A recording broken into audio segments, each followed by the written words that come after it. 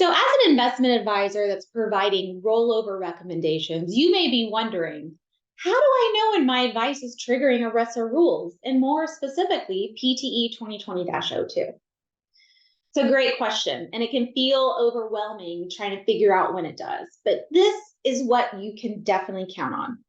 When you are providing advice to plan sponsors, plan participants, or IRAs, and that advice includes discussing the advisability or investment in securities and other assets in relation to those ERISA or IRA accounts. And that advice is part of ongoing financial advisory services you're providing, subject to a written agreement between you and the plan sponsor, plan participant, or the IRA, then that advice is subject to the ERISA rules. So where this advice serves as the primary basis for future investment decisions for the plan sponsor, plan participant, or the IRA, then you definitely know that advice has triggered the ERISA rules. So just remember, if you're dealing with a plan sponsor, plan participant, or IRA, and you're giving them advice specifically around their accounts, and that's part of ongoing service that you're providing them, in all likelihood, that advice is triggering ERISA rules, and you need to make sure you're complying with PTE 2020-02.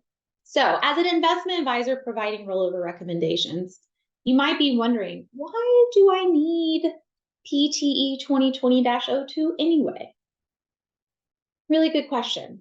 So, where you're providing advice to plan sponsors, participants, or IRAs, about rolling over from one IRA to another, from one ERISA account to another ERISA account, from an ERISA account to an IRA, or from one account type to another, such as from a commission-based to a fee-based account, you are going to trigger that impartial conduct standard under the ERISA rules.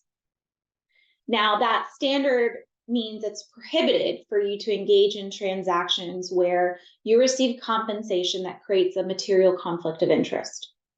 So that PTE 2020-02 gives you an exemption to rely upon, where you can engage in those transactions so long as you conform with the requirements of the exemption.